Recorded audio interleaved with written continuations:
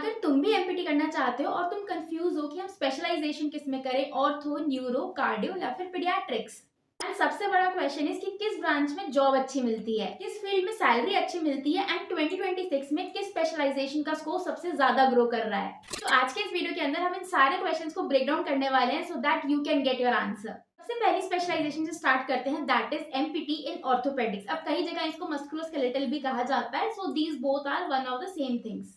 So MPT Orthopedics is one of the most widely opted branch for your specialization in your masters. So इसके अंदर you get to see a variety of patients like low back pain, cervical pain, fractures, ACL rehab and all that stuff. इसमें daily OPD के cases होते हैं। And अगर job की बात करें तो जॉब आप इसमें खुद का क्लिनिक सेटअप कर सकते हो। आप किसी हॉस्पिटल में, किसी क्लिनिक पे या फिर किसी रिहैब सेंटर पे भी अपनी जॉब के लिए अप्लाई कर सकते हो। एज वेल एज मास्टर्स करने के बाद आप किसी कॉलेज में भी असिस्टेंट प्रोफेसर की पोस्ट के लिए अप्लाई कर सकते हो। अब बात करते हैं सैलरी की कि एमपीटी ऑर्थो करने के बाद आपको सैलरी कितनी मिलती है। तो अगर आप बिल्कुल एक फ्रेशर हो तो जो आपकी इन हैंड सैलरी मिलती है, अगर आप किसी क्लिनिक या हॉस्पिटल में जाके काम करते हो तो ऑन एन एवरेज आपकी जो सैलरी रहती है वो बिटवीन 30 to 35,000 रहती है after doing your empty ortho.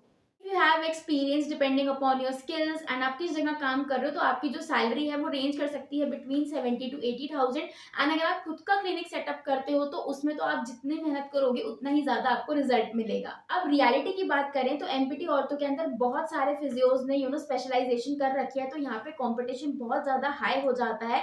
So it is high time कि अगर तुम एमपीटी ऑर्थो में स्पेशलाइजेशन करने का सोच रहे हो ना, so you have to enhance your skill along with the masters. तो अगर आप ऑर्थो में स्पेशलाइजेशन करते हो तो आपका कंपटीशन पहले से ही बहुत हाई है। So you have to enhance your skills, you have to upgrade your if you want to stand out from the crowd. So this is a piece of advice which I wanted to give to you as your senior if you want to pursue NPT orthopedics. Now coming to the second most common specialization, that is MPT in neurology. So ये बहुत demanding field है and अभी ये बहुत अच्छे rate पे grow भी हो रही है because many physios are opting to do specialization in neuro. So इसके अंदर आपके जो पेशेंट्स होते हैं उनका जो ट्रीटमेंट होता है वो बहुत लंबे टाइम तक चलता है, जैसे कि स्ट्रोक के पेशेंट्स हो गए, पैरालिसिस के पेशेंट्स हो गए, टीबीआई के पेशेंट्स हो गए, एससीआई के पेशेंट्स हो गए, पार्किंसन के पेशेंट्स हो गए। तो इनका जो ट्रीटमेंट है वो ऑर्थोपेडिक्स के जो पेशेंट्स होते हैं, जो ऑर्थो के पेशेंट्स होते हैं, उनसे बहुत कंप्लीट लाइन ऑफ ट्रीटमेंट जो होता है वो बहुत डिफरेंट होता है बिटवीन ऑर्थो एंड न्यूरो। सो ये फील्ड जो है वो बहुत इमोशनली डिमांडिंग होती है, प्लस आपका टाइम भी बहुत कंज्यूम करती है। अब बात करें जॉब्स की तो एमपीटी न्यूरो करने के बाद आप किसी भी हॉस्पिटल, किसी भी क्लिनिक में या फिर आप किसी कॉलेज में एज एन असिस्टेंट प्रोफेसर भी अप्लाई कर सकते हो। प्लस साथ ही साथ आप अपना खुद का क्लिनिक भी ऑपरेट कर सकते हो and you can also do home visits. And salary की बात करें तो जो एक एवरेज सैलरी होती है of a neuro physiotherapist is approximately 32 to 35,000 if you are a fresher. And अगर आपको एक्सपीरियंस है तो ये जो सैलरी आपकी 90,000 तक भी आराम से जा सकती है। Coming to the third branch of your MPT specialization, that is MPT in sports. So this is a very high demand, fast growing field. As a sports physiotherapist, आप different sports team के साथ tie up करते हो and sports player का rehabilitation करते हो, उनका treatment करते हो। यहाँ पे जब हम job की बात करते हैं ना तो आप different sports team के साथ tie up कर सकते हो। फिर जहाँ जहाँ उनका टूर्नामेंट लगता है, जहाँ जहाँ पे वो खेलने जाएंगे, मतलब आपको वहाँ पे एज अ स्पोर्ट्स फिजियोथेरेपिस्ट उनको अकम्पनी करना पड़ता है। एंड मैच के दौरान अगर कोई उनको इंजरी हो जाती है या फिर कुछ उनको मैच के दौरान या फिर उसके बाद अगर उनको कोई इंजरी हो जाती है तो आपको वहां पे उनको रिहेबिलिटेट करना होता है। सो इसके अंदर आप स्पोर्ट्स टीम के साथ टाइप कर सकते हो या फिर किसी इंस्टीट्यूट के साथ टाइप कर सकते हो जहाँ पे बहुत सारे स्पोर्ट्स पर्सन आते हो, या फिर डिफरेंट एथलेटिक ट्रेनिंग सेंटर्स हैं उनके साथ आप टाइप कर सकते हो। सो ये एक बहुत अच्छी एंड बहुत हाई पेइंग स्पेशलाइजेशन है आज की डेट में। अगर आप पूछोगे कि सबसे ज्यादा हाई पे हमें किस स्पेशलाइजेशन में मिलता है, so it is sports only. Along with that आप किसी भी हॉस्पिटल में या फिर क्लिनिक में भी अप्लाई कर सकते हो अगर आप किसी टीम के साथ टाई अप नहीं करना चाहते हो। बट आइडियली स्पोर्ट्स करते ही इसलिए हैं लोग ताकि वो डिफरेंट स्पोर्ट्स पर्सन के साथ काम कर सके एंड उनको ट्रीटमेंट दे सके। सो यहाँ पे मिनिमम सैलरी की बात करें तो इट स्टार्ट्स फ्रॉम 35,000। यहाँ पे बस आपको एक बात पता होनी चाहिए कि अगर आप किसी भी स्पोर्ट्स टीम के साथ जुड़े हुए हो या फिर आप किसी एथलीट के साथ जुड़े हो, आप उसको ट्रीट करते हो, रिहेबिलिटेट करते हो, तो जहां जहां वो स्पोर्ट्स टीम जाएगी, जितने टाइम के लिए जाएगी एंड जब तक उनका मैच चलेगा, आपको वहां पे as a sports physiotherapist available होना ही होना है। तो यहाँ पे आपके बाहर के ट्रिप्स बहुत लग सकते हैं, एक्सटेंडेड ड्यूरेशन हो सकता है आपको, या फिर आपको कुछ और टाइम रुकना पड़े टीम के साथ। सो ये एक चीज यहाँ पे रहती है एज अ स्पोर्ट्स फिजियोथेरेपिस्ट। सो आपकी ट्रैवलिंग तो यहाँ पे बहुत होने वाली है, तो जितने भी ट्रैवल लवर्स जिनको ट्रैवलिंग का बहुत शौक है उनके लिए आई वुड सजेस्ट कि आप एमपीटी स्पोर्ट जरूर करो एंड किसी भी टीम के साथ एसोसिएट कर लो। तो जहां जहां टीम जाएगी आपको एज अ स्पोर्ट्स फिजियो वहां पे जाना ही होगा। Now coming to the next specialization, that is MPT in cardiology.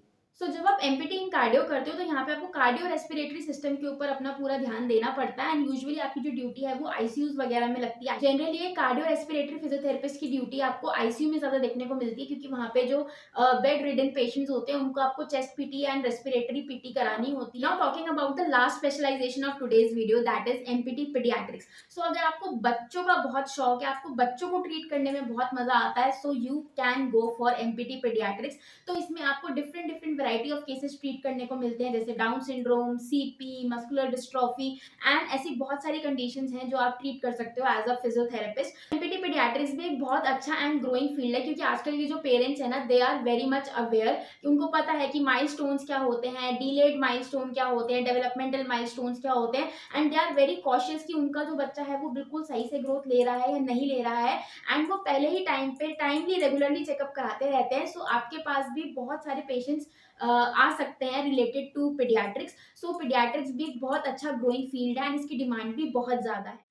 रही बात जॉब की, तो जॉब के लिए आप हॉस्पिटल्स में तो अप्लाई कर ही सकते हो, खुद का क्लिनिक भी ओपन कर सकते हो, साथ ही साथ जो स्पेशल स्कूल्स होते हैं वहां पे भी आप अप्लाई कर सकते हो, एंड पीडियाट्रिक रिहैब सेंटर्स में भी आप अप्लाई कर सकते हो after doing empty paediatrics. Sports, cardio and paediatrics, ये तीनों ही जो फील्ड है ये बहुत ही ज्यादा फास्ट ग्रोइंग फील्ड है, प्लस इनके अंदर कॉम्पिटिशन भी अभी कम